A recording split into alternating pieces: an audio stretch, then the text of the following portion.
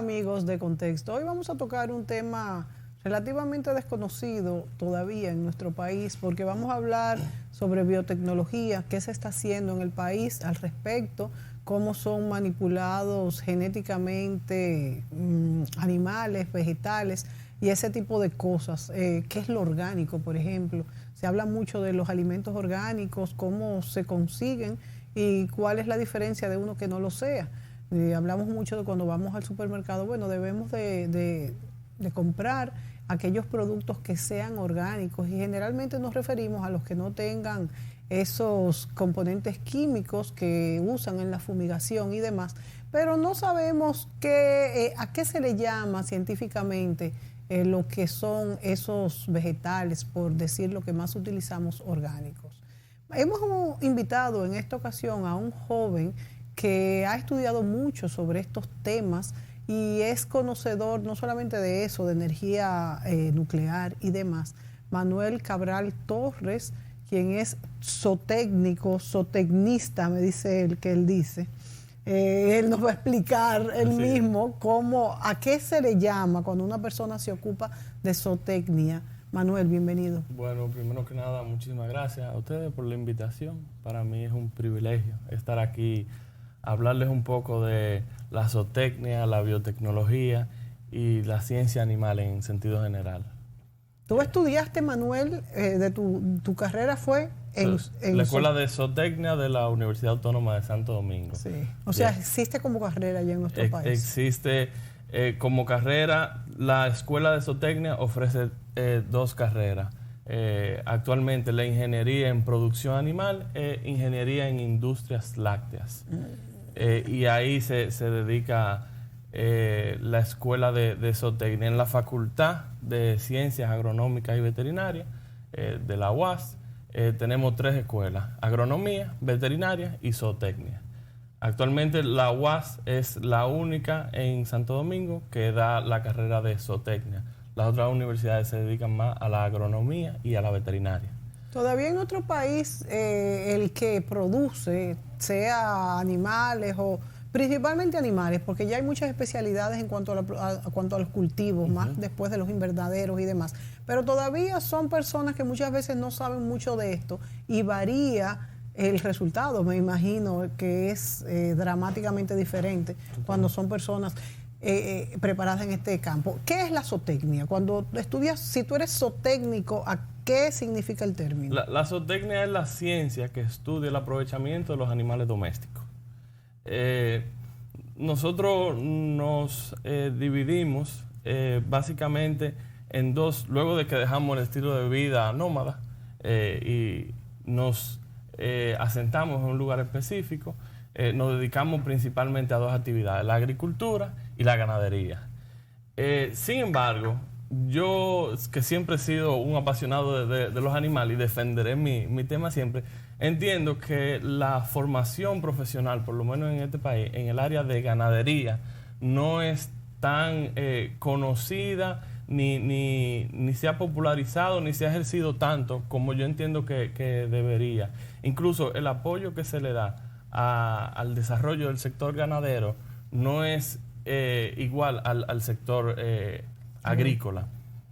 Sin embargo, que la primera actividad en esta isla productiva fue la ganadería. Sí.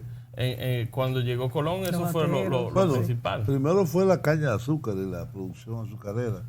Después se extendió mucho el tema de la ganadería. La ganadería, y por eso fue que las devastaciones de Osorio en 1605 produjeron una cantidad inmensa de ganado suelto, que comenzaron las incursiones de los bucaneros franceses, y se dividió la isla después de ese proceso de muchos años en dos estados. Esto yo creo que ha llevado al país incluso a importar mucha mano de obra extranjera, muchos recursos, y no te hablo de obreros, sino de técnicos especializados. Muchas veces tenemos extranjeros en la finca porque es diferente la producción animal a la veterinaria. Sí. El veterinario es un médico que busca curar los animales, busca darle tratamiento a las enfermedades. El zootecnista es un administrador de finca y busca cómo eficientizar los procesos productivos en la finca. Ve la finca como una empresa y bueno, a eso nos dedicamos. Hay una preocupación a nivel internacional que aquí no se manifiesta tanto, pero a nivel internacional hay grandes debates en los grandes países desarrollados y en otros que no son tan desarrollados también. Y es el tema de los organismos genéticamente modificados, particularmente en el caso de la producción animal. Yo que estudié en Francia hay una sensibilidad enorme al tema de los OGM, como le dicen ellos, OGM, por las consecuencias que puede tener en la salud humana. Ese es un tema que yo no sé cómo se está tratando en el país, y además del abuso de algunos elementos como es los antibióticos, en el caso de los pollos, sobre todo de la producción vacuna, no sé si en la producción de pollos también, que después son transmitidos a los seres humanos. Entonces se estaba creando una resistencia o una incapacidad de absorber los antibióticos necesarios cuando lo necesita. Leí recientemente, no sé si es cierto, que más de un 70% del exceso de antibióticos que se consumen vienen por el lado de la producción de carne. Es un problema. ¿Y cómo podría eso modificarse? Si podría realmente tenerse una buena producción animal, cual que sea, puede ser de cabra, de chivo, de pollo, de caballos, etcétera, sin esa cantidad de antibióticos y sin los OGM. Ahí se mezclan dos cosas. Y normalmente cuando se ataca el término o los OGM, cuando se atacan, lo asocian mucho con el uso de pesticidas y son cosas diferentes. Sí. No, y hay ingeniería genética también. Y ingeniería genética, pero la ingeniería genética, los transgénicos, los organismos genéticamente modificados, que ahora hay se está hablando de dos cosas diferentes. Cuando se habla de transgénicos y cuando se habla de organismos genéticamente modificados. Los transgénicos... ¿Y tú puedes explicárselo a la teleaudiencia para que entiendan? Por supuesto. Los transgénicos son aquellos que tienen un gen de otra especie. Se le introduce un gen diferente al propio. Y los organismos genéticamente modificados son del mismo pool de genes, del mismo genoma que tiene un individuo, se modifican esos genes. Para hacerlo más resistente, para crecer más rápido, para que tenga más carne. Lo que pasa es que se popularizó mucho el transgénico y se popularizó sobre todo, mira, en las plantas. Hay una compañía muy famosa americana Monsanto diseñó un maíz resistente al glifosato de ellos, el Roundup. ¿Y qué pasa? Como ese maíz era resistente a ese plaguicida, te permitía aplicar mucho plaguicida, controlar la maleza fácilmente con plaguicida, sin que esto le afectara a la planta. Ahora, ¿qué pasa? Cuando la gente consume ese maíz que está saturado de plaguicida, te hace daño. Claro. Ahora, eso no tiene nada que ver con el transgénico. Sí. Porque cuando tú comes una piña, un guineo o un pedazo de carne, el genoma, la genética, los genes que están ahí son totalmente diferentes a los tuyos y eso no te lo transfiere. Que tú te comas un organismo genéticamente modificado no significa que tu ADN se va a modificar. Ahora bien... Bueno, eso no se sabe bien. Sí, eso se sabe perfectamente porque yo como guineo todos los días y nunca me he convertido en un guineo. Bueno, no es que te conviertas en un guineo, pero eso no se conoce el efecto a largo plazo que tiene. Ese es el debate de esos organismos genéticamente modificados, en el caso de los animales, que se comen. Entonces lo que pasa es que cuando uno se lo come, que es como un Superman. Tu estómago lo que absorbe son nutrientes. Sí, es verdad. No absorbe ADN, no lo asimila. El ADN no lo ve. Simplemente ve las grasas, la proteína ese tipo de cosas sí ¿Y lo por qué en asimilan. Europa están prohibidos los genes? Porque lo asocian con el uso excesivo de plaguicidas y fertilizantes. Entonces, En el caso de agrícola. ¿Qué pasa? Ok, pero en el caso de la vaca loca, por ejemplo. La vaca loca surge por lo que le daban de alimento a la vaca, que era sangre de vaca. No era organismo, era pienso animal. Exactamente. Entonces ahí hubo un problema de canibalismo, por así decirlo, que creó una mutación. ¿De qué era que le alimentaban? No, el pienso, es decir, ese alimento que debe ser vegetal, Sí, porque claro. las Las vacas vacas lo que comen es carne, son hierba, son herbívora, herbívoras. claro. Y lo que le daban es un pienso que contenía también elementos de Sangre de vaca, Sangre de vaca. básicamente. Eso Sí. se usa en este país. Aquí ¿También? también se Sí, hace. en todos pues ahorita lados. tendremos vaca loca O sea, aquí se sigue usando, Manuel. Se utiliza como suplemento proteico la sangre de vaca. Que se la den a la misma vaca y yo no sé, cada como quien que hace tú te su bebas la práctica. sangre de un familiar. De un tuyo. familiar te va a hacer daño. El tema orgánico es una certificación. Es un certificado que te dan que responde a criterios específicos, que no necesariamente van todos dirigidos a la inocuidad del alimento. Te pongo un ejemplo. En ganadería ovina de ovejos, los ovejos para carne se deben castrar. La forma en la que tú lo castras determina si es orgánico o no. La práctica tradicional se hace la castración con los dientes. Eso ¿Con no los se- dientes de quién? de la persona. Tú cortas el escroto Sí. y con los dientes ¿Cómo? jala los testículos. qué? ¿Y por qué? Porque eso es lo más rápido y fácil. ¿Y Y por un qué es cuchillo. orgánico? ¿Por qué eso es ¿Cómo orgánico? ese no es orgánico. Ah, ese Entonces, no es eso no orgánico. se considera orgánico. ¿Tú sabes qué sí se considera orgánico? Si tú le pones una gomita a los testículos, que el animal se pasa una semana sufriendo y se le caen naturalmente. Wow. Entonces, orgánico no va siempre apegado a un criterio de verdad. inocuidad.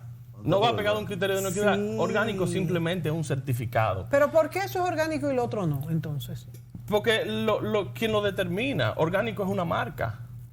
Es un Es sellito. un procedimiento de producción. Es un O sellito. sea que orgánico no quiere decir que esté mejor que el otro, entonces. Es un sellito fair trade. No, lo orgánico, Pero lo se orgánico lo en el caso de la dicen que producción agrícola quiere decir que no hay pesticidas, que los abonos son Bueno, pero en el caso de naturales. la producción animal, entonces, ¿qué lo determina?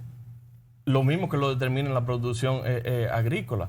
Lo que los dueños que de no eso- se usa antibióticos, por ejemplo. Pero eso lo O determina menos. un grupo de personas que dicen esto es orgánico y esto no, que no siempre va pegado a la inocuidad. Eso No es. necesariamente. Tenemos que ir a una pausa y seguimos en el Volvemos. próximo segmento.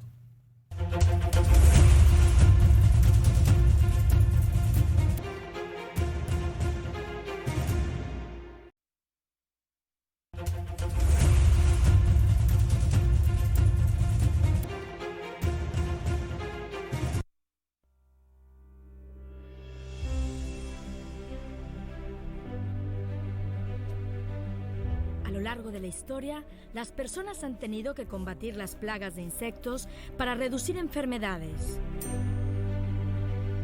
minimizar la pérdida de alimentos, proteger el comercio agrícola o simplemente para evitar la molestia de las picaduras, mordeduras y zumbidos de los insectos. El control de insectos plaga se aplica generalmente de manera localizada en huertos o en otras propiedades. Sin embargo, el esfuerzo no coordinado a menudo resulta ineficiente, debido a que los insectos se dispersan de un hospedero a otro sin importar la propiedad. El control de plagas limitado a propiedades individuales es tanto temporal como insostenible, debido a que únicamente se combate una porción de la población que se desea controlar. Plagas en áreas cercanas no tratadas se mantienen intactas, por lo que pueden reinvadir nuevamente el área tratada, continuando el daño, y las personas no tienen más remedio que aplicar medidas de control una y otra vez para proteger su patrimonio. El manejo de plagas en áreas amplias proporciona una alternativa más rentable y sostenible.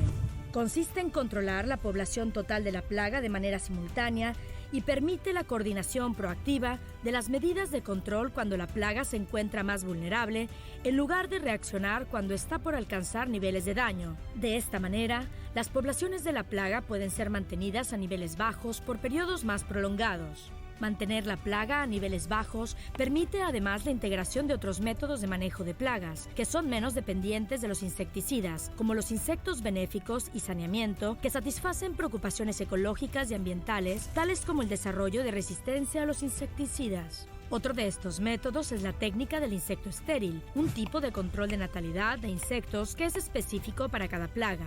La técnica se basa en la cría, esterilización y liberación sistemática de insectos macho. Estos buscan y se aparean con hembras fértiles silvestres que, como resultado, no producen descendencia. El manejo de plagas en áreas amplias requiere el compromiso activo e informado de los interesados y hasta de comunidades enteras. Solamente a través de este compromiso es posible lograr un control de plagas efectivo, sostenible y respetuoso con el medio ambiente, necesario para garantizar la seguridad alimentaria global, prevenir enfermedades.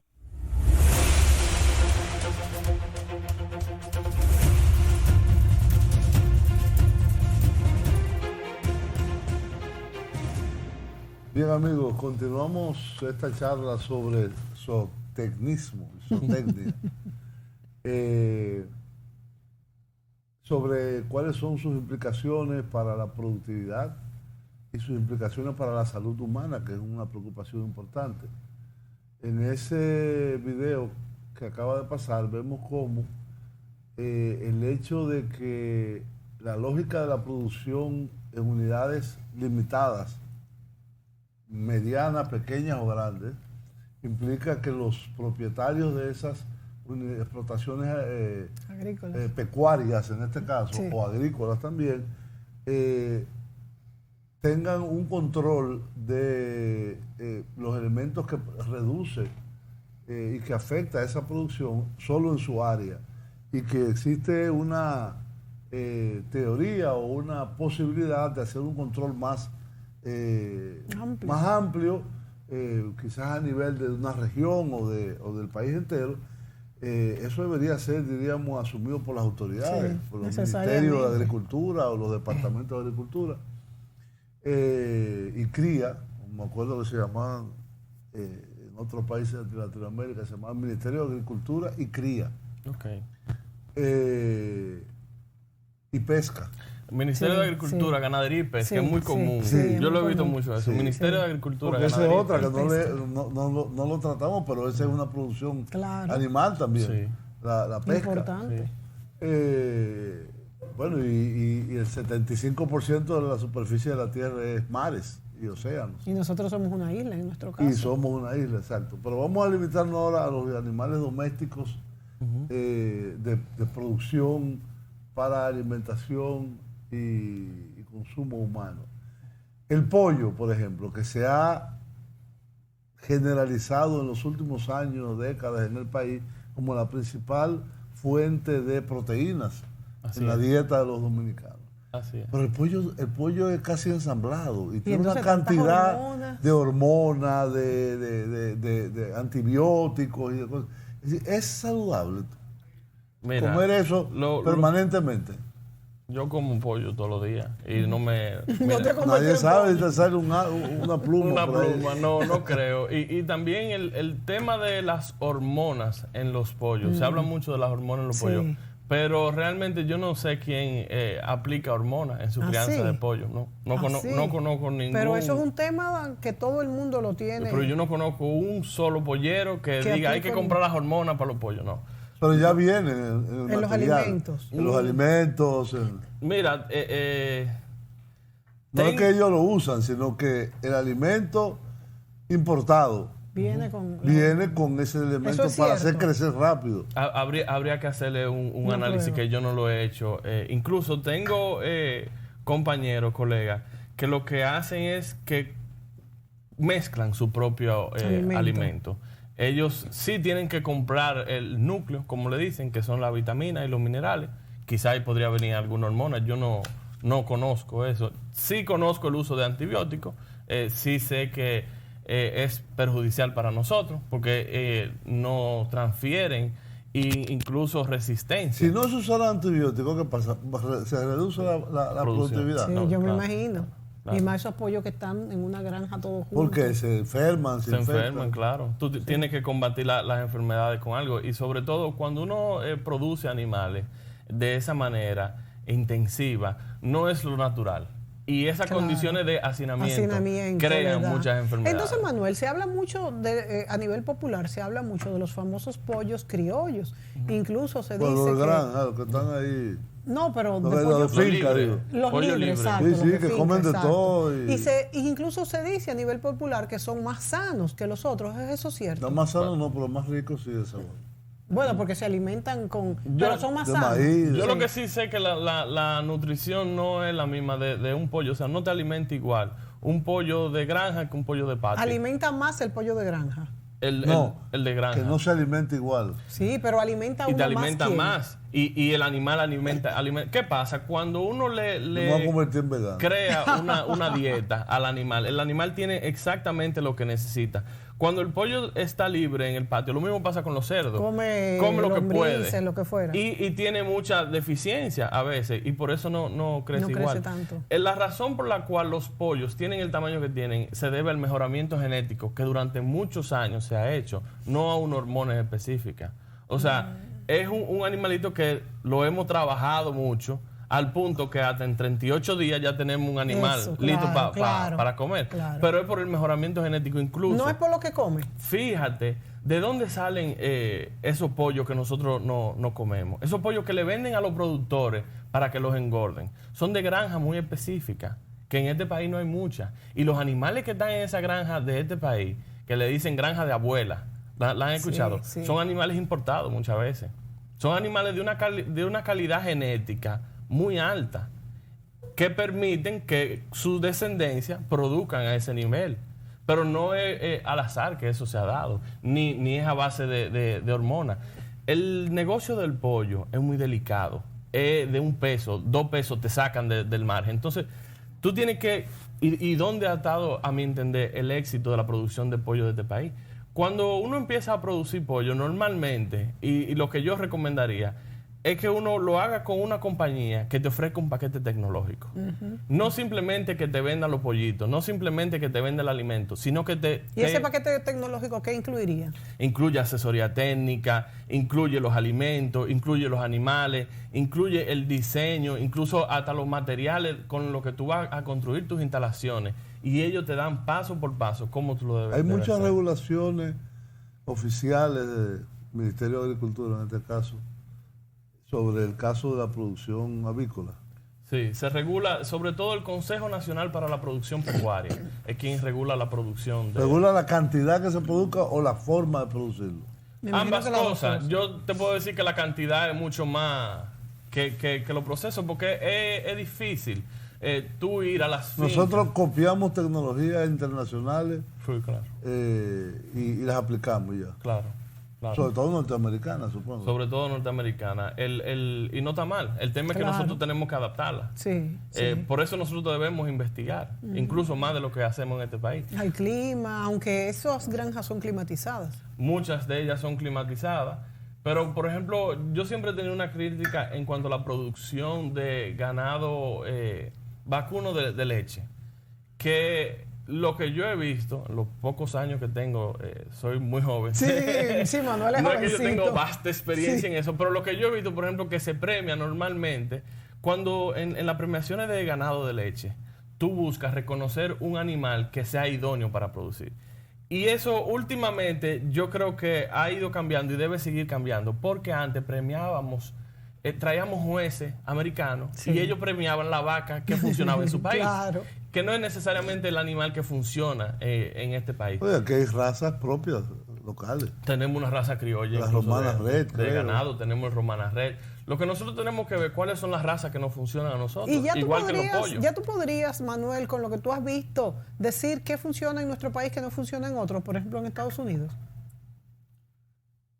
Por supuesto, los animales de lana, como le dicen, los animales que tienen mucho pelo, Sí, por el calor. no funcionan aquí. Animales muy grandes, La vaca más común de producción de leche aquí es la Holstein, la blanco y negro, que es un animal enorme. Ese animal se sofoca aquí. Claro. La temperatura máxima que debe dar el ganado bovino son 25 grados. Pero aquí 25 lo pasamos en cualquier momento, en cualquier finca. Claro. Entonces, debemos buscar animales que se adapten. Yo vi, por ejemplo, en Holanda, una cosa que me sorprendió muchísimo, que tiene es uno de los países que más producción de leche y de carne y de todo tiene. Sobre todo de leche. De leche importamos. Yo pensaba que las vacas siempre estaban pastando en el campo. Pues esto era como un edificio, como de 7 pisos, donde las vacas estaban ahí, crecían ahí y morían ahí. Qué vida tan monótona para una vaca. No, pero climatizado. Sí, le ponían calefacción, se hacía frío, le ponían... Hasta música le ponían. Dicen que la música las ayuda a producir más rápido. Incluso hay gente que le da cerveza en Japón. También. Sí, la carne es muy famosa, la Wagyu. Sí. La raza Wagyu le dan cerveza y dice y se supone que es más. Vámonos a la pausa y a mí me gustaría también que habláramos un poco más sobre los pesticidas y este documental que vimos, porque, por ejemplo, ahora que tenemos estas críticas hacia el turismo dominicano, algunos afirman que el uso de pesticidas ha afectado a personas y no solamente en el turismo. No solo aquí, Eso es lo que te iba a decir, no solo aquí, pero me gustaría con Manuel hablar sobre qué pesticidas entonces usar que no sean dañinos para la raza humana. Bueno, de hecho, en mi apartamento se fumigó y yo tuve el envenenamiento de una mascota que tengo. De manera que... ¿Murió? No sé. Lo salvamos, pero tuvo que interno y estuvo bien Entonces malito, es un se veneno. intoxicó. Exacto. Entonces, ¿qué utilizar que no sea tóxico para un animal que uno se va a comer, en el caso de las vacas, por ejemplo, y otros, para los vegetales y para nosotros los humanos que estamos también, sea en las casas o manipulando estos vegetales y animales? Volvemos en el próximo segmento.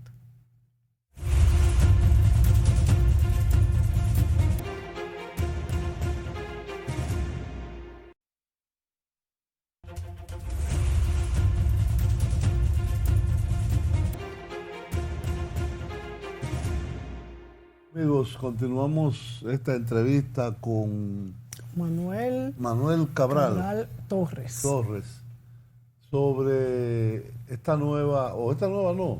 esta poco conocida en el país y solamente ofertada por la Universidad Autónoma de Santo Domingo, carrera que es zootecnismo, que tiene que ver no con la salud del animal, que es el veterinario, sino con la producción de unidades económicas, de fincas, de granjas de pollo, etcétera, etcétera, y cómo mejorar su productividad. Decíamos antes que la productividad tiene que también tomar en cuenta la idoneidad y la salud del animal, de los procesos que se usan, de que no haya ese abuso excesivo de antibióticos y de otros hormonas y otros elementos que se han denunciado a nivel internacional de que eso pueden ser inclusive dañinos a la salud humana. Y como decía Mónica en el segmento anterior, el país que tiene un influjo de muchos millones de turistas, más de 6 millones de turistas, esos turistas que en su mayoría vienen de países más desarrollados que la República Dominicana, tienen una sensibilidad mucho más desarrollada que la población dominicana sobre estos temas. Recuerdo que en los años 90, creo que fue, por un problema de malos procesamientos de alimentos en algunos hoteles, sobre todo en la costa norte, perdimos el turismo inglés por muchos años. Y fue después de mucho trabajo, de certificaciones, etcétera, etcétera, que lo recuperamos. Eso vale no solo para la producción de animales, de pollo, de cerdo, de vaca, etcétera, sino también para la producción de alimentos vegetales de pescados y de los alcoholes. Sí, que con y los los refrescos que se beben, problemas. es decir, las bebidas que se toman en esos hoteles. Sobre todo con este modelo del todo incluido que tenemos aquí, que es el más predominante. Entonces, ¿a qué nivel está la República Dominicana como un país de desarrollo medio en estos procedimientos? Yo sé que, por ejemplo, el antiguo Indotec, que pertenecía al Banco Central, se transformó en el Instituto Dominicano de Biotecnología.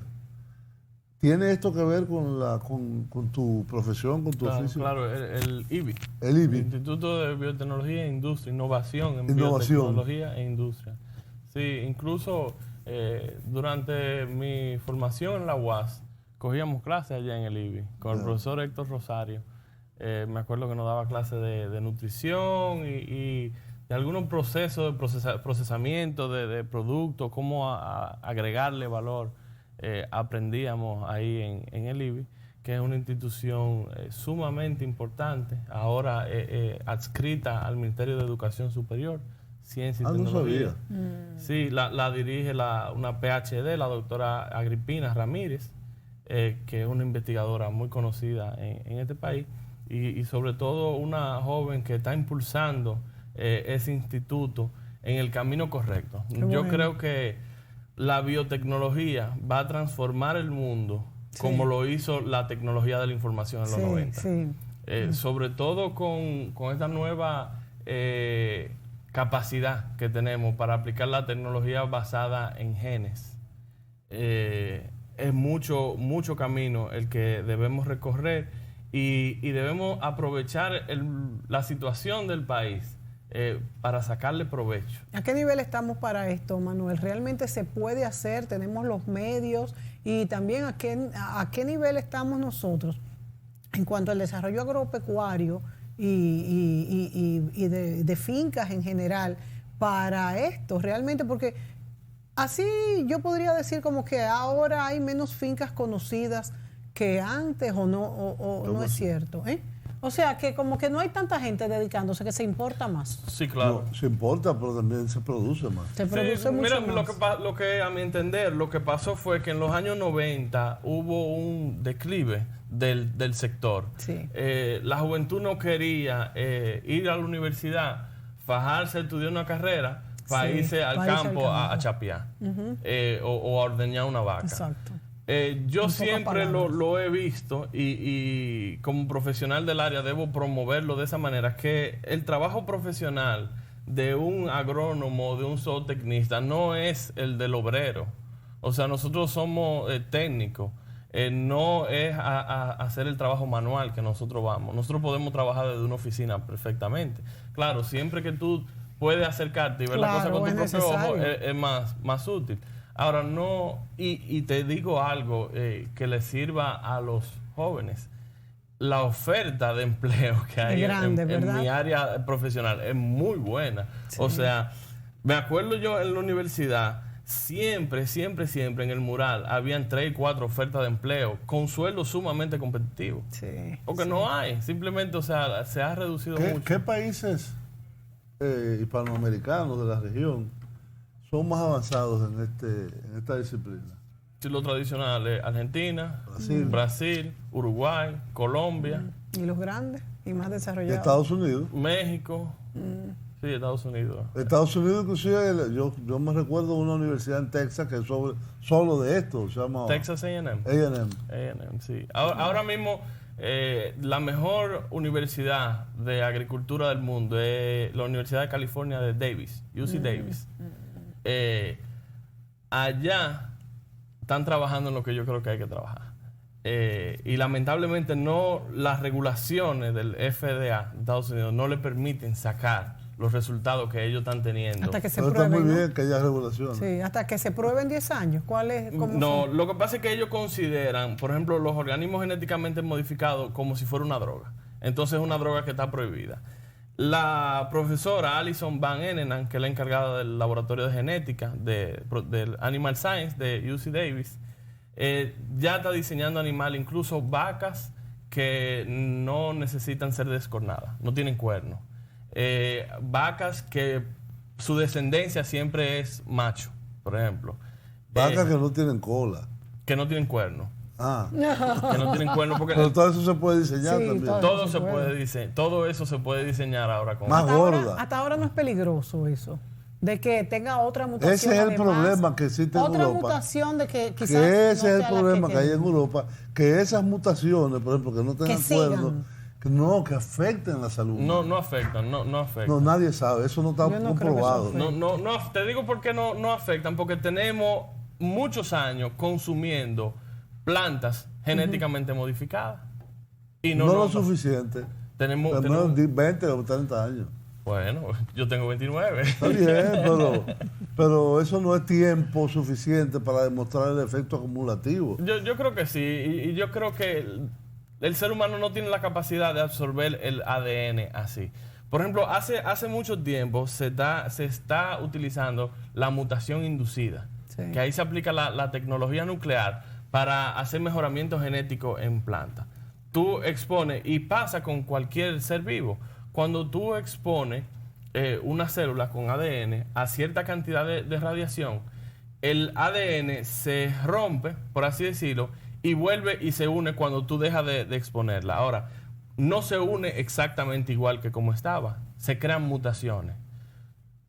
Esas mutaciones deseables, tú las puedes clonar y propagarlas. Y tenemos muchísimos ejemplos a nivel mundial de plantas que por mutación inducida se han vuelto en cultivares y especies muy exitosas que se producen de manera natural. Por ejemplo, cuando hablamos de plantas injertas, ¿a qué nos referimos? Eso es otra cosa. La planta injerta es una planta donde tú coges las raíces.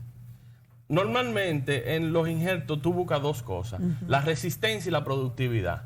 ¿Qué pasa? Los cultivos más productivos, como nosotros en República Dominicana no hacemos tanta investigación, no tenemos cultivos extremadamente productivos. Ahora, lo que sí tenemos son cultivos adaptados al país. Entonces, nosotros cogemos una planta que esté adaptada al país, cogemos sus raíces, ¿verdad? Y a esas raíces que van a absorber muchos nutrientes, que van a adaptarse a ese clima, le ponemos una yema, o sea, la parte de arriba, la que va a producir de un cultivo sumamente productivo, pero que no esté adaptado. Y entonces eso se une y se vuelve uno. Se une. Una planta es resistente a las condiciones de aquí, a los nutrientes que hay aquí, con una producción de O un sea, cultivo. eso que ponemos arriba no tiene raíz y No absorbe tiene la raíz de... Y entonces utiliza la raíz de la planta criolla y los frutos de la planta mejorada. Fantástico. Esos son los Bien, vamos a la Vámonos pausa. Volvemos.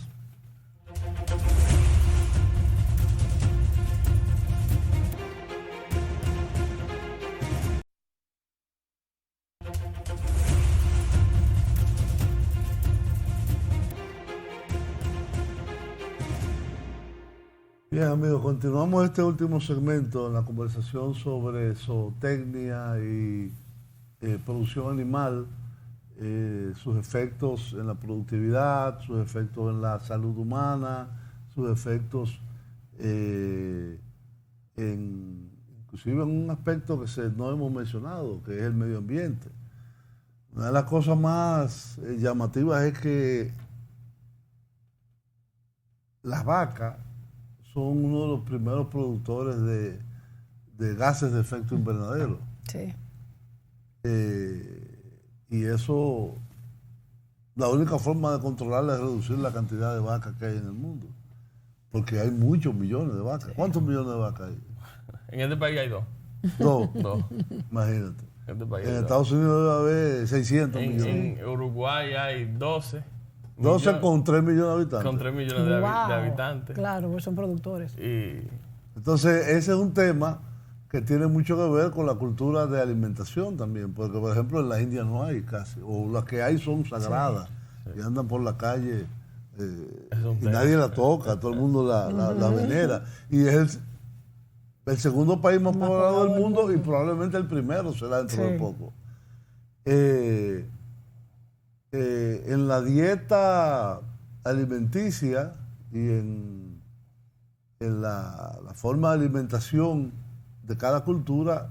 Por ejemplo, en la cultura islámica y judía no hay puercos, no existen. No, ni comen carne. Así. Sí comen, pero comen Menos. cordero, comen chivo, comen pescado, pero no comen cerdo. Y vaca comen, pero poca. Yo había escuchado que los musulmanes no comían los animales que tuvieran garras, algo así. Como que cazaran. No pueden comer animales que cazan. No, ellos comen, por ejemplo, mucho el cordero, el que te dice, que tiene garra el cordero también. Te pezuña. Pezuña, exacto. Sí. El cordero es el número 1 en los países islámicos y árabes, por lo tanto, y en Israel, que es el único país judío del mundo. No, y se come mucho en Europa. De hecho, en la Biblia dice que no se debe comer puerco. Bueno, es verdad. Pero nadie lo respeta. Sí. Nadie lo respeta. No, la religión católica no tiene muchas estas limitaciones. No, la tiene, pero no las aplican. No las aplican. Como muchas otras cosas. Entonces, en este país, que tenemos casi 11 millones de habitantes, Diga. que estamos en un proceso de crecimiento urbano acelerado, por lo tanto, de demanda de alimentos sin producirlo, la población, ¿cuáles serían los más convenientes, diríamos, lineamientos para la producción animal para, diríamos, mejorar su calidad e incrementar su productividad? ¿Qué falta en el país? Falta formación. Formación al personal que trabaja. Falta formación al personal que trabaja, formación de profesionales, la creación de profesionales. Este país es, como dicen, eminentemente agrícola. Sí, pero nos hemos descuidado en la parte de formación de estas áreas. Yo creo que deben incentivarse más.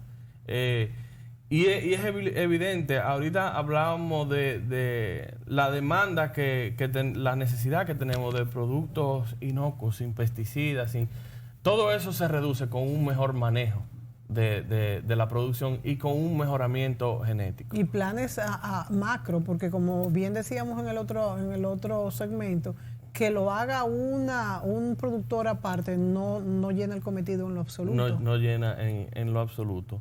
Nosotros tenemos que seguir mejorando nuestro manejo, tenemos que seguir fomentando la formación y tenemos que invertir en investigación. Y en cuanto a políticas gubernamentales, Manuel, ¿qué se está haciendo para todo esto que tú acabas de decir? Porque es que tiene que ser una política de Estado. Claro. Tú hablaste del MESID que está trabajando. Sí, el Ministerio de Agricultura, seguro. Sí, el Ministerio de Agricultura también. Son las diferentes. El IBI. O sea que se está trabajando en coordinación. Claro, claro. Sobre todo, cada quien enfoca su... Y las universidades, que son las que suplen ese... Bueno, hay una cosa que se llama LISA, no trabaja en zootecnia. Sí, ellos hacen veterinario mención zootecnia. Okay. Veterinario mención zootecnia. Y Elisa está en Santiago. Aquí en la capital, en Gombe, nos dicen la gente de Gombe, que se ha reducido mucho. Me acuerdo yo, era grandísima la finca. Era grandísima. Me cuentan que llegaba hasta la privada, hasta pintura, llegaba la finca. Y me cuentan que en los años 80, ahí la cantidad de estudiantes que habían eran como 3,000, yo creo. Y ahora mismo la facultad a nivel nacional son 2,000 estudiantes. Dios mío. Se ha reducido mucho. Por eso es que te digo que ya no hay tanta gente que quiera hacer este tipo de trabajo y es un error. Bueno. Es un error. No, y como dice él, muy bien pagado. Mira, lo que me pasó a mí es un asunto de vocación. Nosotros como seres humanos nos hemos desarrollado mucho y hemos avanzado mucho, pero ¿hacia dónde? Yo creo que es importante definir hacia dónde vamos, porque de nada nos sirve a nosotros saber de física nuclear, de biología molecular, haber llegado a la luna si seguimos pasando hambre. Por supuesto. O sea, para mí es una gran satisfacción yo poder dedicarle mi vida profesional a eliminar el hambre. Y eso es lo que yo quisiera llegar antes de que se acabe mi vida profesional. Porque realmente yo tengo la convicción de que no hay necesidad de que pasemos hambre. Entonces, vamos a resolver lo básico, Claro. lo primero. Vamos a resolver el hambre y después vamos arreglando lo otro. O sea que con las condiciones actuales, ¿tú crees que nosotros estamos capacitados para producir Total. todo de lo que necesitamos para alimentar al país y a los turistas? Totalmente. No hay necesidad de pasar hambre. Y mira, lo que proponen los organismos internacionales, incluyendo la FAO, Hambre cero. y cómo combatir el hambre, es lo que se hace en este país desde el gobierno. Ellos proponen un plan con dos estrategias. La asistencia inmediata, ya sea en dinero o en alimentos, y ahí lo traducimos a las cajitas de alimentos, a las subvenciones de alimentos, y las inversiones a favor de los pobres. Lo que está haciendo ahora la visita sorpresa. Si nosotros aplicamos esos dos conceptos de manera adecuada, erradicamos el hambre. Sí. Estamos haciendo lo que tenemos que hacer. Que no lo hemos logrado, bueno, es que tenemos que hacer lo que estamos haciendo, lo tenemos que hacer mejor. Sí. Pero es eso lo que hay que hacer. Y lo propone la FAO. Estamos en el camino. Estamos en el camino. Lo que hay que eficientizar el mecanismo, como lo estamos haciendo. Se nos acabó el tiempo, Manuel, pero una pregunta muy breve. ¿Y la producción versus la importación? ¿Cuándo tú crees que nosotros, o si crees que vamos a tener lo que es la canasta básica del dominicano producido? Porque son cosas que... Bueno, aquí se produce el 85% de los alimentos que se consumen. Y debemos seguir fortaleciendo. Y ojalá no el 100, sino el 150%. Para que exportemos. Sí. Yo creo que en eso nos estamos encaminando, sobre todo con las certificaciones. Para entrar a los mercados internacionales necesitamos certificaciones. Ahora tenemos en el Ministerio de Agricultura la DICET, que es la Dirección de Certificación de Fincas Orgánicas, que va a iniciar con este proceso. Todavía no inicia, ya tiene muchos clientes, muchas personas interesadas. Ahora requiere de un periodo para poder certificar, porque hay que hacer evaluaciones, hay que mejorar ciertas condiciones, pero yo creo que el país va encaminado a eso. Hacer lo que los recursos naturales que nosotros tenemos nos permiten sacarle mayor provecho. Y sin duda alguna, el sector agropecuario es uno de estos sectores que tenemos que explotar. Importantísimo. Manuel, gracias. Seguiremos teniéndote aquí en contexto para el desarrollo de estos temas tan interesantes y a veces un poco dejados de lado por la población, sabiendo de la importancia que revisten. Gracias a ti y a ustedes, amigos, por sintonizarnos.